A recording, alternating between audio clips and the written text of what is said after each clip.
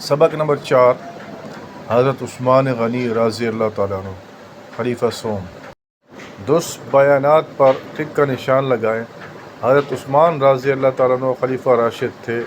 جواب تیسرے چوتھے۔ نمبر 2 حضرت عثمان رضی اللہ تعالیٰ عنہ نبی اکرم صلی اللہ علیہ وسلم سے تقریباً چھوٹے تھے۔ الف تقریباً 6 سال۔ حضرت عثمان رضی اللہ تعالیٰ عنہ کا لقب تھا۔ جواب جیم ذو النورین۔ پہلے روما کا مالک ایک خالی جگہ تھا۔ جواب یہودی۔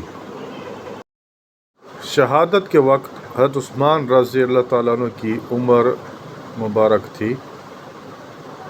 جواب جیم 82 سال۔ سوال نمبر 2 خالی جگہ پر کریں۔ حضرت عثمان رضی اللہ تعالیٰ کا تعلق قریش کے خاندان سے تھا۔ جواب بنو امیہ۔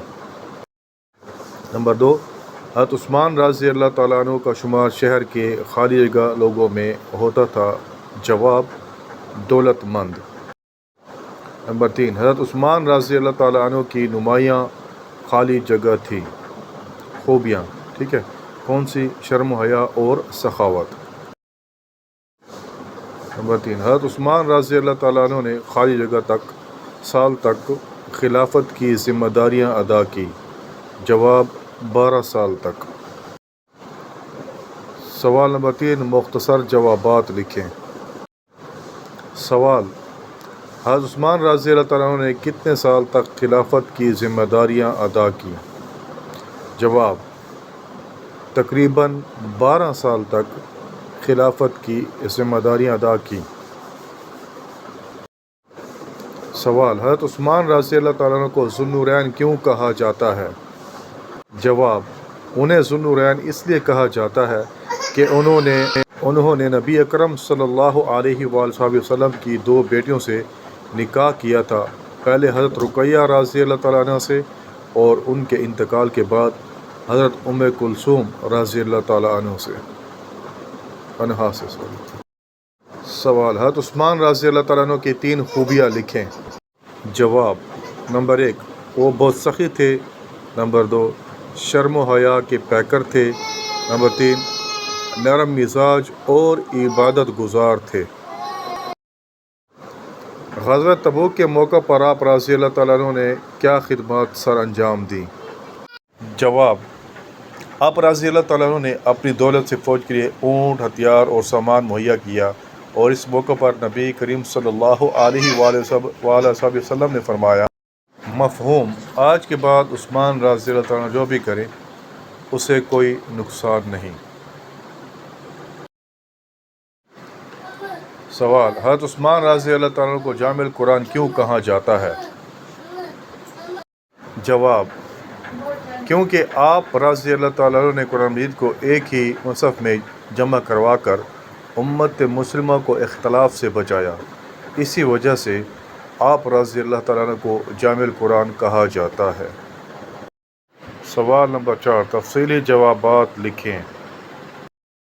حضرت عثمان رضی اللہ تعالیٰ عنہ کی اخلاق و عادات بیان کریں۔